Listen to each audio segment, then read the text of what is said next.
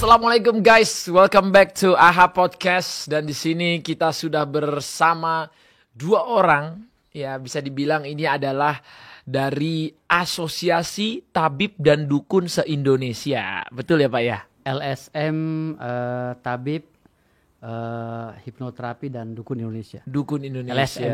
LSM. Bukan asosiasi ya. Oh bukan asosiasi. Bukan, LSM. Ini tuh LSM, lembaga. Ya. Lembaga Swadaya Masyarakat, Masyarakat. Tabib, Hipnoterapi, Paranormal, Dukun Indonesia. Oh, jadi ada lembaganya juga ya dukun-dukun ini ya. Ada. Biasanya Bapak dipanggilnya dengan siapa nih? Saya Firdaus.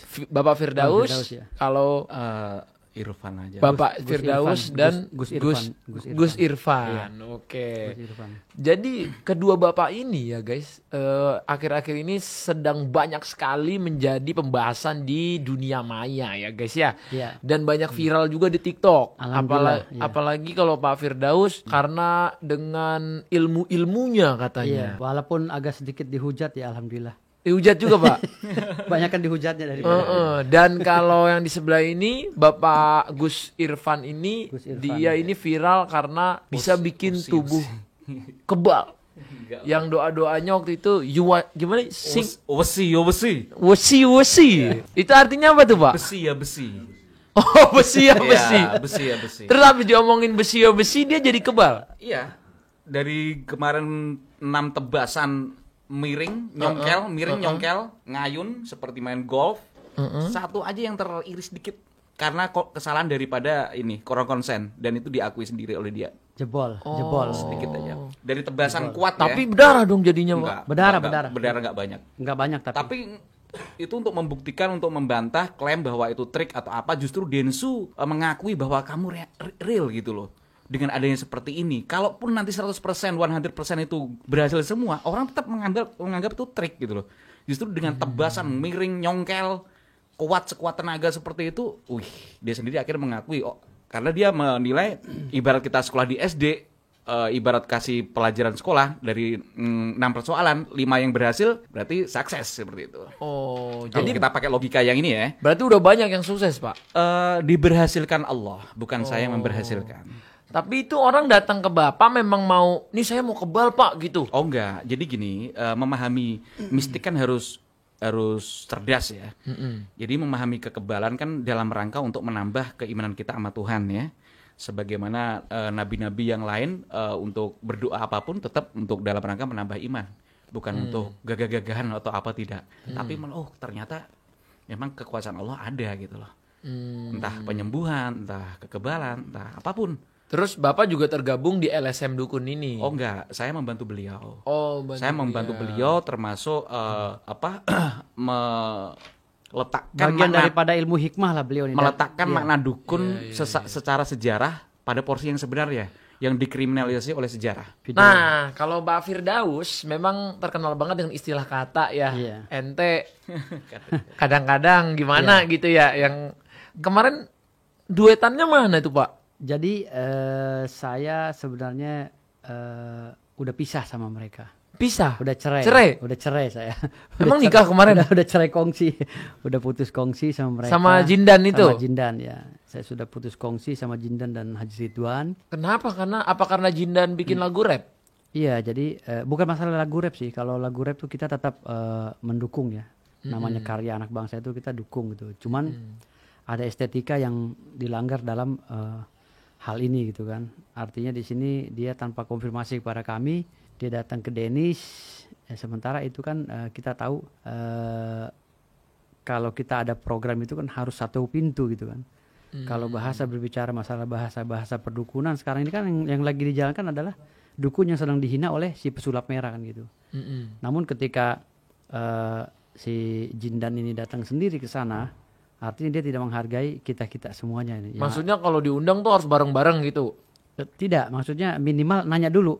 Kira-kira kalau podcast ke Denis ini kira-kira bisa enggak gitu loh, menyalahi aturan enggak gitu, atau kalau kita bikin lagu menyalahi aturan enggak gitu. Jadi harusnya ditanya dulu baru kita kaji lagunya mana gitu kan. Nah sekarang ini kan malah lagunya ini jadi viralnya artinya banyak orang yang mau melaporkan lagi masalah ini ke polisi gitu kan. Karena dianggap melecehkan Mbah Priuk gitu. Karena lagu ini di rap ya, dibikin rap di apa. Sementara Mbah Priok ini kan tokoh agama yang sangat sakral di masyarakat Islam di Indonesia itu. Nah, artinya lagu rap seperti ini tidak pantas diselipkan nama Mbah Priok, apalagi anti tembak dan lain-lain itu kan teksnya itu mengarang-arang kepada kesombongan seakan-akan Mbah Priok itu seperti itu gitu loh. Artinya di sini sangat saya sayangkan kenapa Jindan tidak tanya dulu kepada kita gitu. Karena dari aspek hukumnya kita paham kalau ini digaungkan dan cucu Mbah Priok ini tidak terima, ini pasti akan menjadi masalah hukum gitu. Jindan itu katanya dia bilangnya dia tuh Habib ya katanya. Kalau awalnya sih kami ketemu dengan dia bilang Habib dari dia dukun atau Habib? Kalau saya mengarahkannya dia ke dukun gitu. Karena dukun, kan? Karena pada saat kita pergi ke podcastnya sebelum ke podcast Dennis itu kita pergi ke Polres melaporkan si Marcel Rival. Saya tanya beberapa orang di situ di tempat padepokannya Pak Haji Ridwan. Ini yang mau ikut melaporkan ini harus dukun loh, karena ini kan LSM dukun, saya bilang gitu. Oh iya saya juga dukun. Akhirnya bikin surat kuasa kan. Nah tiba-tiba Jindan nyeletuk. Saya ikut juga, saya juga dukun. Bolehlah saya ngomong di TV gitu. Boleh, saya ajaklah gitu di Polres gitu kan. Tapi emang LSM dukun ini official dari pemerintah? LSM dukun ini mempunyai akte pendirian dan AHU ya. Syarat untuk membentuk organisasi itu adalah akte pendirian dari Kementerian Kehakiman dan Kementerian Hukum dan HAM, AHU-nya itu. Itu ada semua? Ada semua lengkap. Dan artinya, itu disetujui sama pemerintah? Disetujui dan sudah berjalan. Dan di dalam anggaran dasar, anggaran rumah tangga LSM TPHDI itu tugas pokoknya adalah mengawasi para dukun-dukun palsu, dukun-dukun cabul itu. Itu tugasnya. Emang ada dukun asli, Pak? Ada dukun asli, ada dukun palsu? Dukun asli ini kan dukun yang sudah diakui oleh negara, mempunyai alas hak secara hukum. Negara bisa ngakuin orang itu nih dukun asli gitu, bisa? Iya, bisa. Karena bentuk pengakuan itulah yang mengatakan bahwa ini dukun asli. Yang tidak mempunyai izin itu ilegal gitu. Enggak, gimana caranya dia bisa ngatain, maksudnya dia merasa dia dukun asli, yang lain dukun palsu itu? Iya, jadi gini, kan negara kita ini kan berdasarkan hukum ya, setiap gerak-gerik kita ini itu semua hukum dan aturan selalu kita kedepankan kan gitu. Artinya di sini ketika kita berjalan tidak ada landasan hukumnya itu menyalahi aturan dan akhirnya kita dianggap ilegal kan gitu. Sama seperti yang dilaksanakan oleh TPHDI. TPHDI ini sudah melakukan tindakan yang profesional dalam melakukan kegiatannya ya, profesi sebagai dukun di Indonesia. Dukun, paranormal, hipnoterapi dan lain-lainnya. Tapi maksud saya balik lagi ke yang tadi, berarti dukun-dukun ini ada ijazahnya gitu? Ada. Dia harus, biar dia jadi dukun asli bukan dukun abal-abal. Iya. Dia harus apa? Harus daftar. Ya jadi gini. Sekarang ini banyak orang kegiatan ya yang tidak mempunyai landasan hukum atau alas hak ya. Artinya di sini ketika ini kan berbentuk daripada pemberdayaan masyarakat ya, dari pemerintah gitu. Ini bagian daripada program pemerintah agar masyarakat nantinya ketika dia berhadapan dengan hukum dia punya alas hak, ya, perisai pertama gitu kan. Ketika dia ada masalah hukum, contoh seperti wartawan ya kan, advokat atau dukun, LSM dan lain-lain itu harus punya alas hak itu. Maka jadi Bapak punya alas haknya? Ada, lengkap kita. Dan itu semua orang yang mau jadi dukun asli berarti daftarnya harus ke Bapak? Bukan ke LSM, saya kan hanya kuasa hukum. Harus ke LSM ini gitu. LSM ini punya siapa? LSM ini punya Brahmana. Pak Haji Ridwan juga sebagai salah satu pendirinya. Ketua umumnya adalah Mas Brahmana. Artinya ketika ada orang yang mau melegalkan dukunnya ini, praktek perdukunan ini ya harus datang ke LSM kita, minta jadi anggota, buka perwakilan, buka praktek. Gitu. Karena di situ ada izin-izinnya semua. Tapi berarti kalau dukun-dukun yang asli itu dia bisa ngelakuin apa sih? Kalau yang palsu bisa apa, yang asli bisa apa? Sebenarnya bukan palsu ya, tapi tidak legal karena belum tercatat itu. Bukan palsu atau asli. Kalau masalah metafisika ini kan tidak bisa dibuktikan secara konkret kan? Karena ilmu filsafat dari zaman dulu ya mempertanyakan masalah isi alam semesta ini juga belum terjawab sampai sekarang. Dari zaman Aristoteles kan gitu. Tapi kan dukun katanya kalau di agama tuh nggak boleh percaya dukun, Pak. Jadi kalau di agama itu tidak boleh percaya berlebihan terhadap dukun atau apapun. Karena ketika kita meyakini bahwa kelebihan atau kekuatan itu melebihi daripada kekuatan Allah Subhanahu wa taala, maka itu musyrik dan syirik. Bukan saja dukun aja. Gitu loh. Kita mempercayai kelebihan orang-orang petinju misalnya. Wah, ini tenaganya dari diri sendiri, bukan dari Allah. Itu udah musyrik, syirik gitu. Artinya di sini kita harus membedakan antara kata musyrik ini versinya orang-orang yang mengatakan berdasarkan opini mereka, atau versinya kitab suci atau berdasarkan undang-undang yang ada di Republik Indonesia gitu. Makanya ketika orang ini mengatakan jangan percaya dukun itu musyrik, syirik. Nah, ini mengeneralisir. Karena kita tahu di sini ada beberapa agama di Indonesia yang menjalankan ritualnya juga sama seperti ritual dukun tadi gitu. Tapi kan beda Pak, dukun sama petinju. Kan tadi Bapak nyamain dukun sama petinju. Kalau petinju kan nggak ada orang datang, tolong saya mau sembuh. Bukan gitu. Maksudnya gini, analoginya ketika saya mau kaya Pak, ya, saya mau istri cantik, kan nggak ada orang jadi petinju gini, gitu kan. Bentuk daripada kita mempercayai berlebihan terhadap apapun yang ada di alam semesta, itu namanya musyrik dan syirik. Bukan saja petinju gitu loh. Jadi suatu ketika misalnya kita ada orang yang mogok mobilnya, gitu kan, didoronglah oleh satu orang ini mobilnya, ternyata hidup dia sendiri yang dorong, orang terpesona kan, takjub di situ. Dia tidak mengucapkan subhanallah, dia hanya bilang, wis kuat, hebat banget ya, hebat. Nah, itulah yang dibilang musyrik dan syirik, ketika dia menganggap orang itu hebat, tidak mengucapkan subhanallah, kehebatan itu adalah datang dari Allah Subhanahu wa taala. Berarti gitu. kalau dia lupa, dia tiba-tiba bilang, hebat lu." Misalnya dia nyetak gol, hebat lu. Kalau lupa itu mungkin nggak tahu lah, itu pemahaman lagi berbeda ya. Kalau lupa dan hilaf itu ada ininya, ada fase-fasenya, pemahaman penilaian daripada para asatid dan para tokoh agama gitu kalau masalah syirik dan musyrik tadi gitu. Nanti tapi, mungkin bisa ditambah itu. Ya. Tapi masalah ini keyakinan dari seseorang itu juga tidak dipaksakan, tidak boleh dipaksakan oleh orang lain kan gitu. Masalah keyakinan ini kan adanya di dalam diri sendiri. Makanya saya bilang tadi di sini, kita harus memahami dulu apa bentuk syirik dan musyrik itu. Nggak mesti ke dukun, ke tukang bajai juga yang sedang dorong bajainya, ketika kita bilang ini kekuatan tukang bajai juga, itu udah musyrik dan syirik. Dan kenapa saya bilang orang yang tidak percaya dukun itu pernah saya bilang orang yang tidak percaya dukun itu batal syahadatnya, karena dukun itu adalah orang yang melakukan hal supranatural berkaitan dengan goib gitu loh. Sementara di dalam rukun iman, kalau kita bicara agama Islam, itu ada, kita harus percaya goib di dalam rukun iman. Maka kita tidak percaya kepada kegiatan dukun. Tapi kan di rukun iman nggak ada percaya kepada dukun Pak. Kalau tidak, secara eksplisit malaikat, ya, secara eksplisit tidak ditulis bahwa itu dukun, tidak. Tetapi melalui tafsiran dan analogi kita sebagai umat Islam itu harus ada kaitannya.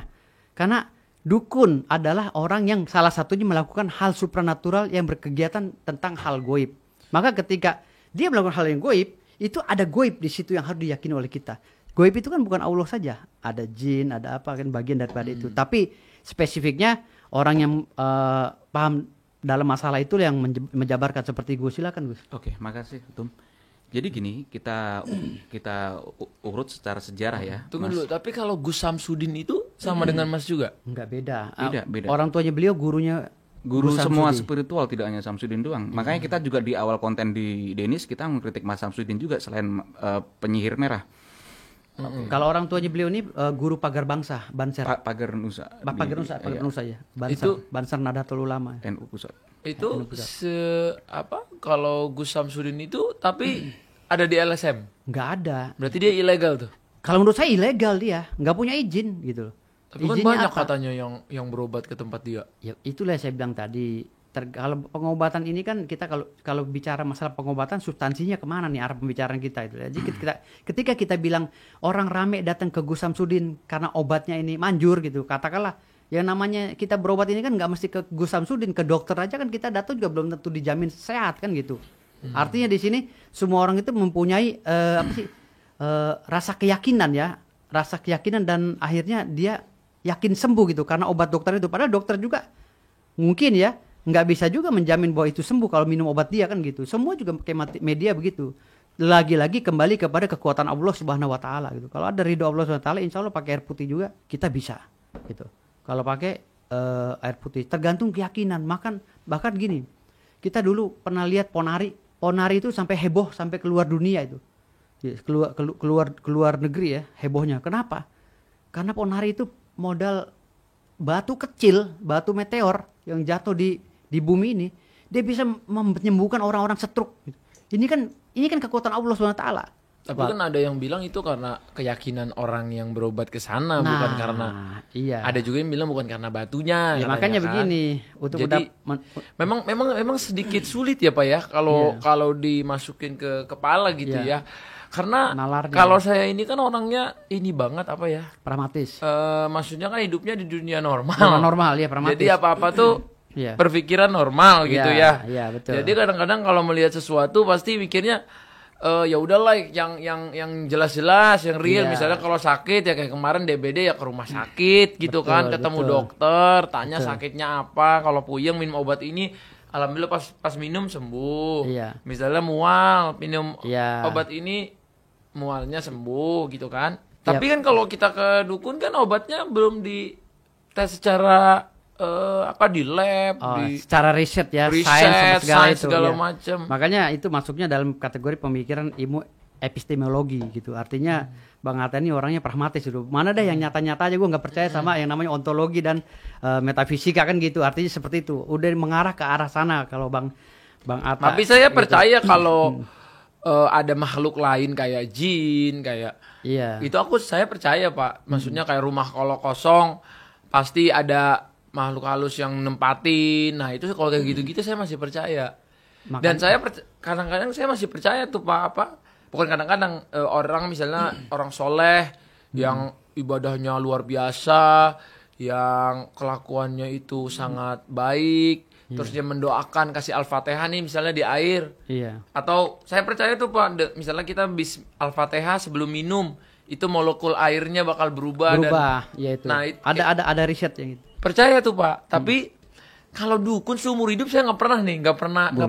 Ini pertama kali berarti kalau saya makanya saya jelaskan bahwa dukun itu berdasarkan Kamus Besar Bahasa Indonesia dulu ya, nanti cerita tentang itu hikmah. Yang sekarang berdasarkan undang-undang negara ya. Jadi di dalam setiap peradilan yang ada di Indonesia ini pasti mengacu kepada saksi ahli.